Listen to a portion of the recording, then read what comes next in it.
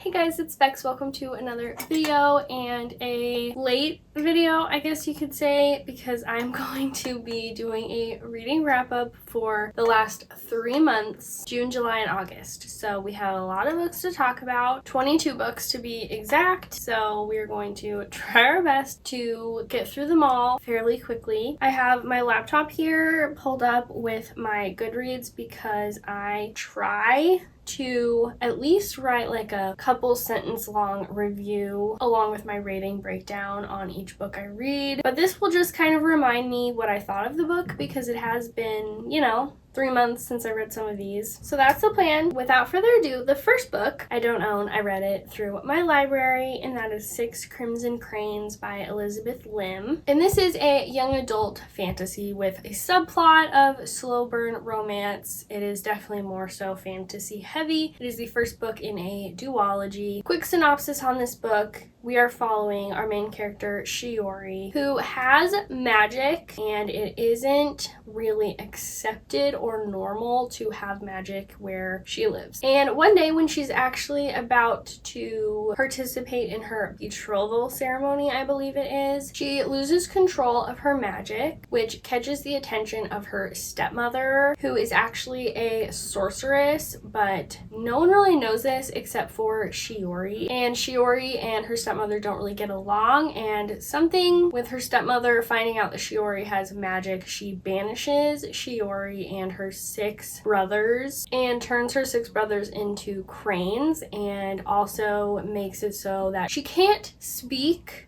Otherwise, for every word she says, one of her brothers will die. She's banished, she wakes up somewhere unfamiliar to her, and you're just following her, trying to basically find her way back to her brothers and family, and also try to free them from these kind of curses that her stepmother put on them. But it was honestly really good. I really liked it. I read this for a video. I will try to remember to put all of the videos that I read these books in the description, or a little card for it or something if you want to hear full thoughts and see me reading these books. But I rated this 4 stars, and I said that it was super unique and easy to understand fantasy world. You jump straight into the action. The romance was really sweet, and I said that you can't help root for Shiori. She has so many obstacles in her way, but she will do anything it takes to succeed in order to save her brothers. So big theme of like family and sacrifice. And I will definitely be picking up the second book in the duology. Hopefully it's just as good. I thought it was a solid book. Second book I read was Recursion by Blake Crouch. I listened to this on audio, so again, I don't own it. I rated this book 4.5 stars. I absolutely loved it. Blake Crouch, 2 for 2 for me. I want to continue reading his books. This book is a thriller sci-fi, which I find to be such a unique kind of mesh of genres. You're following a New York City cop, Barry. This little sentence describes the kind of the overarching premise really well. So Barry, he is investigating the devastating phenomenon the media has dubbed false memory syndrome, a mysterious affliction that drives its victims mad with memories of a life they never lived. And you have dual POV. Our other POV is a neuroscientist, Helena, and you're following her kind of creating this device that lets you preserve certain memories from your life, and you're just following them kind of come together to try to save humanity, basically. And it's just so crazy. I can't get into it more than that. And I think Blake Crouch does such a good job in both books I've read so far, kind of taking what could be a very confusing and complex idea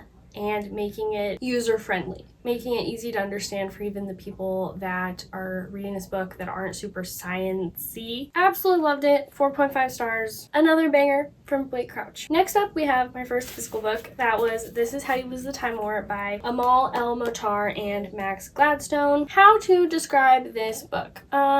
Basically, you are following, this is like a sci-fi, again, time travel book. I don't know why I read 2 of those back to back, but this, you're following 2 characters, Red and Blue. blue. And honestly, this book is just kind of hard to explain because there's not really that much of a plot. It's more about like the writing and like, I don't even know. So I'm just gonna read the back. In the ashes of a dying world, Red finds a letter marked burn before reading. So begins an unlikely correspondence between two rival agents in a war that stretches through the vast reaches of time and space. Red belongs to the agency of post-singularity Technotopia. Blue belongs to Garden, a single vast consciousness embedded in all organic matter. Their parts are bloody and their futures mutually exclusive. They have nothing in common save that they're the best and they're alone. Now what begins as a battlefield boast grows into a dangerous game, one both Red and Blue are determined to win, because winning's what you do in war, isn't it? So yeah, that is what it's about. But as you're reading it, it just doesn't really focus on that. I don't know how to explain it, because then what's the 200 pages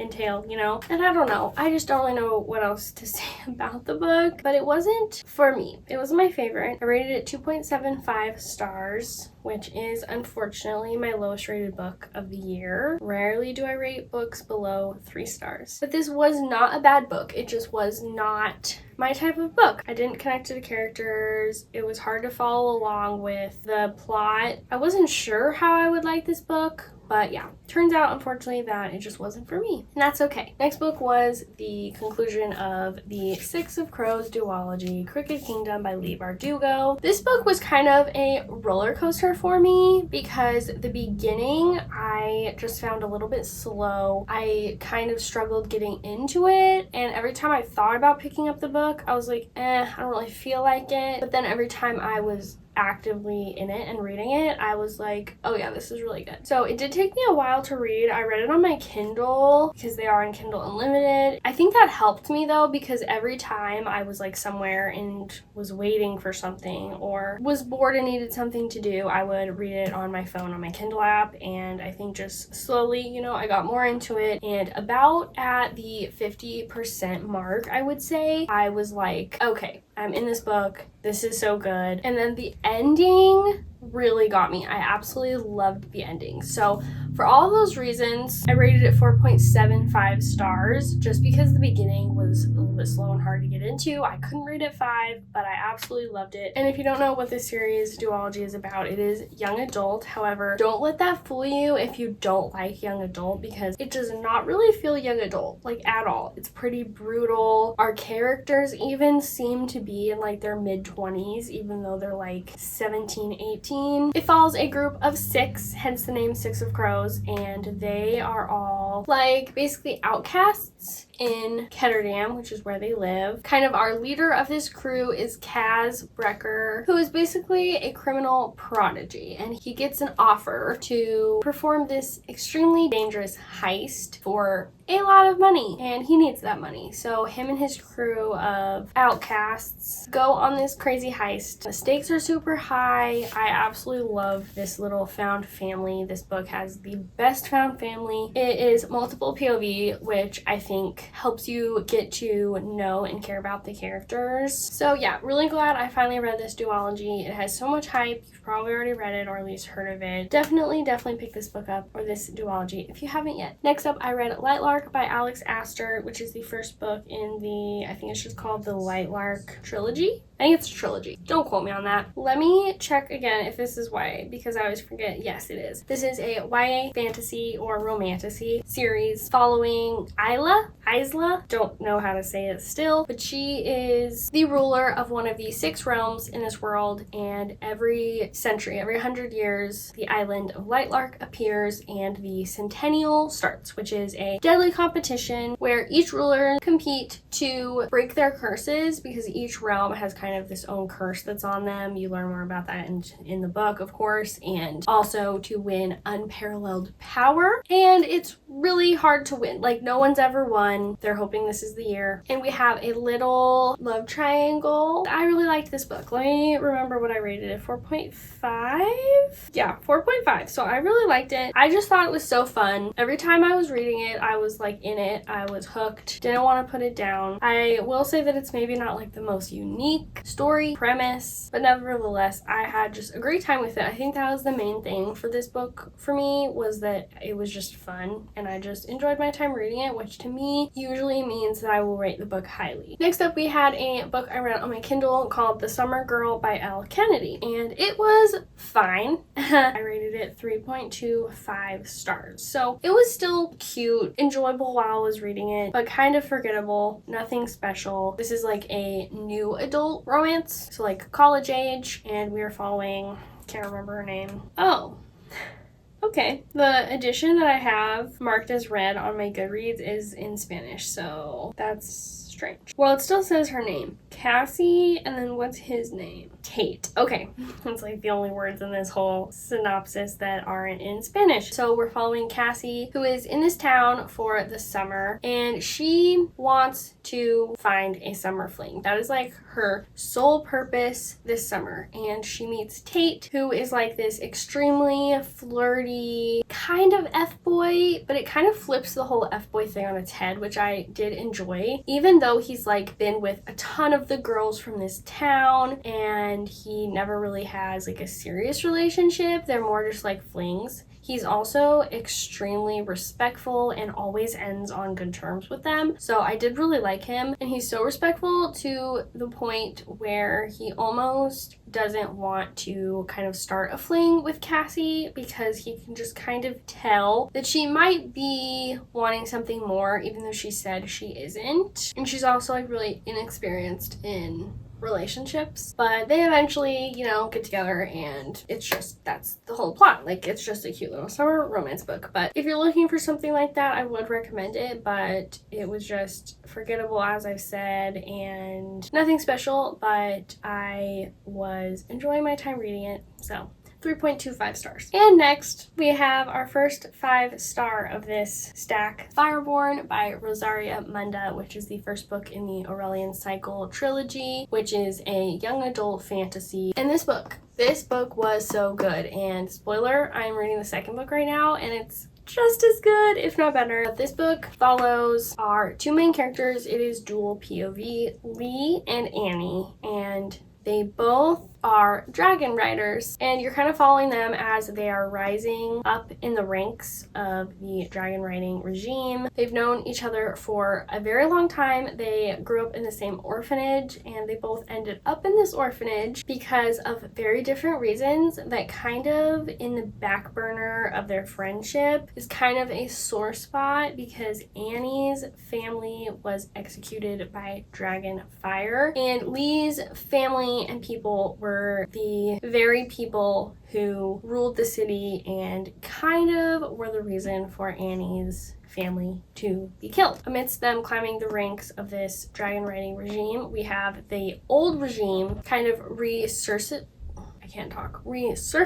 and they are bent on reclaiming their city. So there's kind of a war looming, and all of the characters have to make very hard decisions, and it almost doesn't seem like there's a right choice. And I just think everyone needs to read this. I don't hear it talked about quite enough, almost at all, so please read this. If you liked the Fourth Wing kind of dragon vibes, I liked this probably just as much as Fourth Wing, but it is still very different. So if you didn't like Fourth Wing, I would still recommend this. But if you did like Fourth Wing, I would still recommend it. Either way, read this book. Next, I'm going to be talking about 2 books in the Hunger Games world. I did not read these back to back, but close enough. So first, I read The Ballad of Songbirds and Snakes. And then later on, a couple weeks later, I think, I read Sunrise on the Reaping by Suzanne Collins. The Ballad is following Coriolanus Snow, who, if you know the original Hunger Games trilogy, just in case you haven't read that and you still want to or watched the movies, I won't really talk spoilers. We're following Coriolanus Snow, who ends up kind of being a powerful person in the Hunger Games later on. But this is following him as he's like 18 years old, and he is one of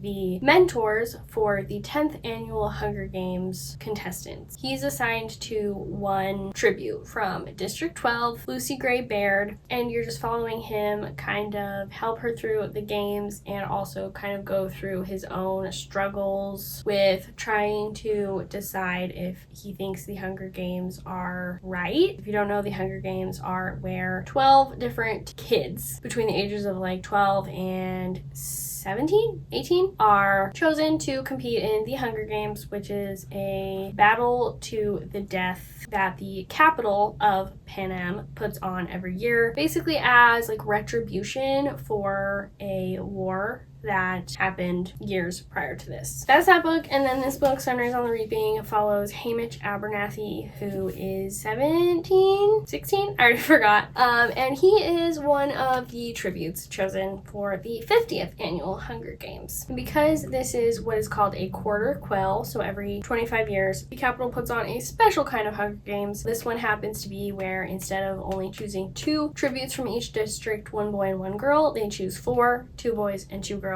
So there is 48 tributes instead of 24. So double the amount of people that you have to survive against in order to win, and there's only ever 1 survivor. So this one is more so following the games and Hamish playing the games, and this one is kind of from the capital's perspective, watching the Hunger Games almost. So different vibes, but I really loved both of these books. The Ballad I rated 4 stars, and Sunrise on the Reaping I rated 5 stars. So I think absolutely, if you liked the original Hunger Games trilogy, read both of these. I've heard kind of mixed reviews on The Ballad, but I really enjoyed it, and I watched the movie right after reading this book. Highly recommend doing that. It was really fun, and I cannot wait for Sunrise on the Reaping movie to come out in over a year still. We still have like 14 months till it comes out. I am already really impatient, and I just read this. But so far, Suzanne Collins does not miss. Every book in the series is top tier. Loved them. Next book I read was Float by Kate Marchant. This is just a cute little YA summer romance again. I love reading a good summer romance, and I honestly prefer YA to adult. This one had been on my radar for a little while, and it didn't disappoint. I really liked it. I rated it 4 stars. You are following this girl. What's her name again? I swear I forget these romance characters' names. Waverly, and then the guy's name is Blake. Okay, so Waverly is coming to Florida from Alaska, where she lives with her parents, to stay with her aunt for the summer. And Florida is just way different from anything she's used to, aka Alaska. She isn't used to like the beach culture. She doesn't know how to swim. So enter Blake, the neighbor, who welcomes Waverly into his circle of friends and agrees to teach her how to swim. And Waverly, just for the first time, actually feels like she belongs somewhere, and feelings between her and Blake surface, and it was just really cute, heartwarming, and so easy, quick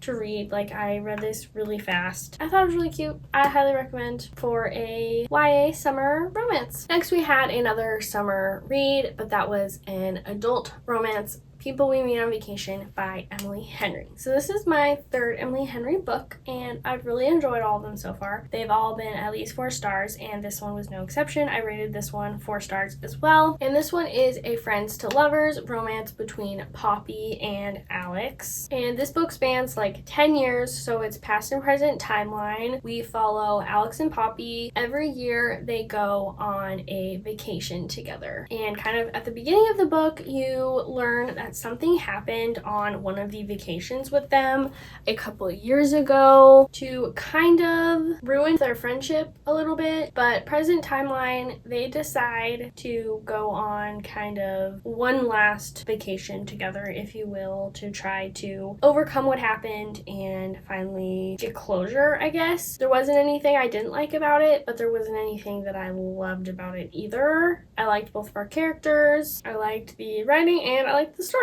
So also excited for this movie to come out, I believe in 2026. So very glad I read it before watching the movie. Next, I read my first Agatha Christie book, which if you don't know, she is kind of a whodunit mystery writer. She has written so many books, and this was my first one. I borrowed this from the library, so I don't own it physically. Did I say what it was called yet? Death on the Nile. And I rated this a 3.75 stars. I do think it's kind of hard for me to rate like whodunit mysteries very highly, but I did like this one. I think my main issue with it was that it had so many characters, and you kind of do have to pay attention and remember who each one is because they're all kind of suspects. So it takes place in Egypt on the Nile. This group of people are on this like river cruise thing in the 19 something. Does it even say? I don't know, but it's like a historical mystery. They're on the boat and one day someone winds up dead, and you're just following Hercule Poirot, who is a investigator, and he is trying to figure out who is the culprit, and then someone else ends up dead, and it just keeps going like that. So I am really glad I finally read one of her books, and I still do want to read more of her books, especially Then There Were None. That's definitely her like most famous, and I've also heard one of her best. But this was fun. I just think maybe it's like one of those books where you either need to almost make notes on who is who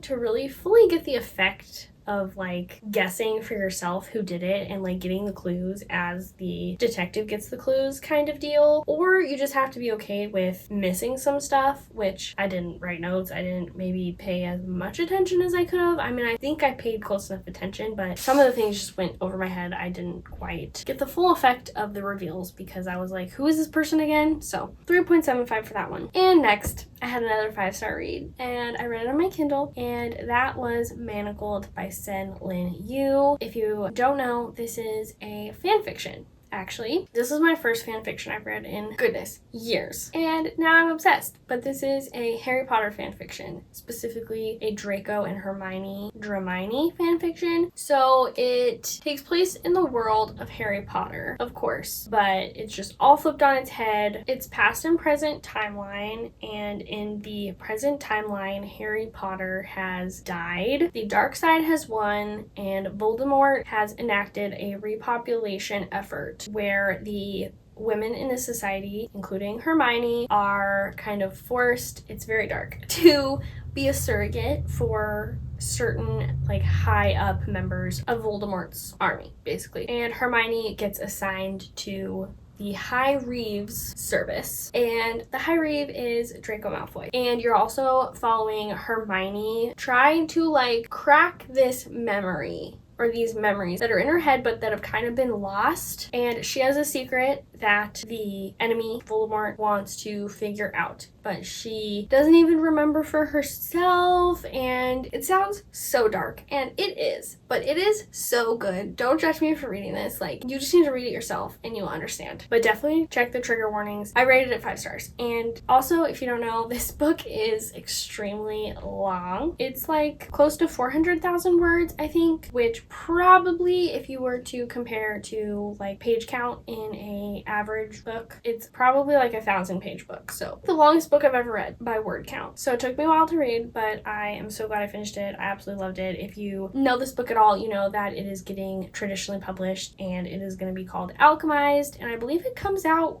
in September, really soon. And I definitely want to get a copy of that. I feel bad almost recommending this or talking about it because you can't read it anymore because it has been removed from like the website, the fanfic website. But again, you can read the traditionally published copy version when that comes out soon. So I'm still talking about it and recommending it. Next, we read Lovely War by Julie Berry, which was my July TBR wheel pick. If you have been seeing my little shorts series where I spin my physical TBR wheel every month, and hopefully read that book in an effort to bring my physical TBR count lower. And this is a kind of genre bending story. We have historical fiction, romance, and fantasy elements because it is told from this perspective of mostly Aphrodite, but some other Greek gods as well. We are following 4 different characters, 2 girls and 2 guys, and it takes place in 1917 at the beginning of World War I. And we have 2 romances going on between, you know, one girl and one guy, and another girl and another guy. The guys are off at war, and just with the kind of war backdrop, it is pretty sad, pretty heartbreaking, lots of death and tragedy tragedies, but also hope and love. I just absolutely love this. I rated it, what I rated, 4 stars? 4.25. I think one of my favorite parts about it was the writing. Julie Berry's writing is just beautiful, and also I think the aspect of the story being told from Aphrodite's perspective. She is on trial at Mount Olympus at the height of World War II, and it says right here in the summary, I think this describes it well. She seeks to answer the age-old question, why are love and war eternally drawn to one another? Next, I listened to an audiobook, and that was Spark of the Everflame by Penn Cole, which is the first book in the Kindred's Curse saga. I enjoyed this book, but there were definitely some things that grinded on my gears.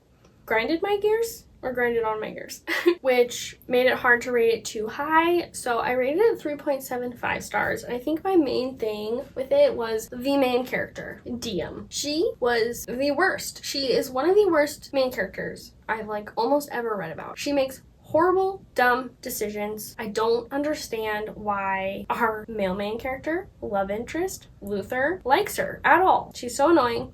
And it just makes it a little bit hard to love a book when you are, you know, in the POV of your main character and you don't like her. So that's really the main thing. And then there was just other little things, but I think I am going to continue the series and we'll see how I feel. After the second book, if I'm still not in love with it, I think I'm just going to DNF the series because the books get extremely chunky after the first one from what I've seen, and it's just not worth it if I'm not loving it, I think, to read it. But yeah, this book follows Diem, who is dealing with her mother's sudden disappearance. She is a healer, and she is also a mortal in a world where there are mortals and then there are descended, they're called, which are the offspring of gods who rule this world. The mortals just aren't treated that well, so pretty much every mortal in this world hates the descended. But because Diem is a healer, she tends to have to fraternize with them. Is that how you say that word? Quite a bit, and go to, you know, the palace and heal them. And she meets one of the princes, Luther, and they kind of strike up a romance, but it is extremely slow burn. Like barely anything has happened with the romance so far, and there is like this war between the mortals and the descended kind of brewing. There are secrets about Diem's past that we were kind of learning along with her. But yeah, didn't love Diem. I didn't really feel a connection between her and Luther, like at all. So I don't even really love the romance, which I think is, again, not the main part of this story. We'll see. We'll see what happens. People absolutely love the series, so hopefully the second book is better. Okay, next we're going to talk about 2 books that are part of the same series. That is the overwhelmingly popular A Court of Thorns and Roses series by Sarah J. Maas. So I read the first 2 books, A Court of Thorns and Roses and A Court of Mist and Fury. This series is an adult romantasy series where our main character, Feyre, is a human, and in this world there are humans and there are fae. And there's kind of like a magical, in simple terms, fence that separates these 2 worlds. And one day, Feyre accidentally kills a wolf because she is hunting to try to provide for her family. They're really poor, and it turns out that that wolf was not just a mere wolf, it was actually one of the fae. So it demands retribution, and one of the fae from the neighboring fae courts, Tamlin, comes and basically tells her that she either has to die or she has to come and live with him in his court as like punishment, payment for what she did. So she chooses the latter and goes to live with him, and as she adapts to living there and kind of the hostility towards Feyre and Tamlin dwindle, in place of it forms a romance between them. But then something happens and Feyre has to try to save Tamlin and other fae from this enemy, let's just say. So that's the main premise. I honestly thought the first book was good. Like, I really liked it. I think it's some people like least favorite in the series, but I thought it started out the series well. You get right into the story. It's entertaining. Reveals are good.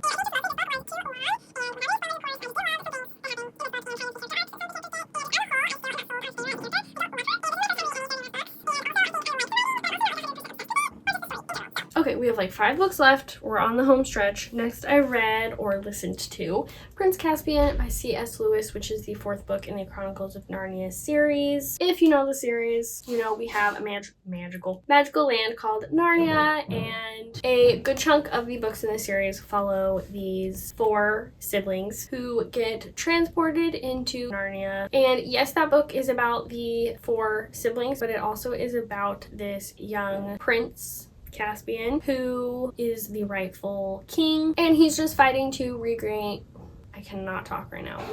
his throne, but he needs the help of Lucy, Susan, Edmund, and Peter. And it was so cute. I have just really been enjoying this whole series. This is my first time reading it. It is middle grade, but I just think it is like a classic, fun fantasy story. The setting is just immaculate. I love Narnia. I love these characters. And this was such a fun continuation to this story. And I rated it 4 stars. Did I say that? And I also highly, highly recommend the audiobook. I don't know, there's probably multiple versions of who narrates because it's such a popular book and series, but this one I listened to the Lynn Redgrave narration. Next, I read my last hurrah of summer romances for this year, and that was One Golden Summer by Carly Fortune, and I'm so glad I did. I really loved her. I think it was her debut, Every Summer After, and this is kind of like the sequel because it follows the brother of the main male love interest in Every Summer After. So you meet Charlie in Every Summer After, and we finally get his story, and we are following our female main character Alice, who is going back to Barry's Bay with her grandmother to kind of have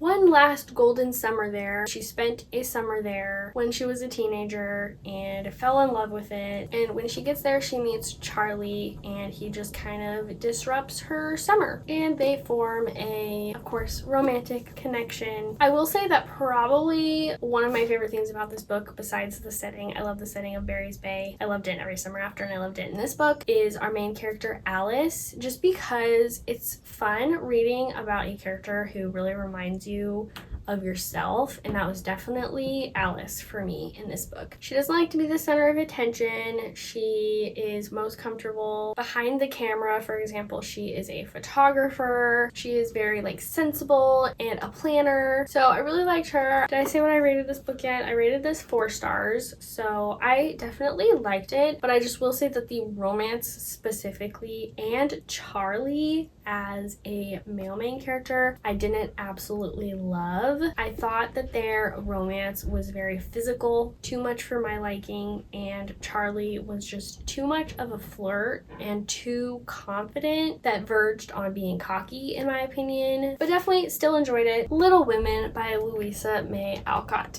I finally read this book, and I'm so proud of myself. This is, of course, a classic about 4 sisters, the March sisters, and it's just a coming-of-age story about family, friendship, love. You follow these 4 sisters from when they are teenagers. Our youngest is 12 at the beginning, I believe, and our oldest is 16 up until their 30s, and you're just really following them through their lives and the decisions they make, and you just connect so much to the characters, and highly recommend this book. I absolutely adored it. I rated this 4 stars as well. And the next book we're going to be talking about is one of my new favorite books of all time, and that is The Nightingale by Kristen Hanna. This book, I bawled like a baby. If you know, you know. If you've read this book is a historical fiction that takes place during World War II in France. The Germans have taken over, and we are following 2 sisters, Vianne and Isabel. Vianne lives in this little town in France with her husband and her daughter, and her husband gets sent away, and she has to figure out how to survive and support her and her daughter. Insane stuff happens. Like, I can't even get into it. Most of it is spoilers, but just know that these characters go through so much. And then her younger sister, Isabel, is living kind of her own life in a different part of France, and she, when the war starts, is very much the type of person that doesn't want to sit on the sidelines. She wants to be actively trying to be part of the resistance, basically, of the Nazis and what they're doing. Both of these characters are just absolutely heroes, and although this isn't true, it's not based on like a specific like true story. Certain aspects are kind of based on things that actually happened, but still very much fiction. But just knowing that similar things happened during World War II to what these characters go through is just so horrible and heartbreaking. And I literally have never cried so hard in a book. It just touched me and will stay with me forever. I rated this 5 stars. I just almost don't have words. It was so good. I want to just now read everything that Kristen Hanna has ever written. And last but not least, we finished off with a nonfiction, a little bit out of my comfort zone and out of my usual genre. Quiet: The Power of Introverts in a World That Can't Stop Talking by Susan Cain. This book is exactly what it sounds like. It is basically about how introverts should not be seen as the lesser kind of personality, which I definitely think the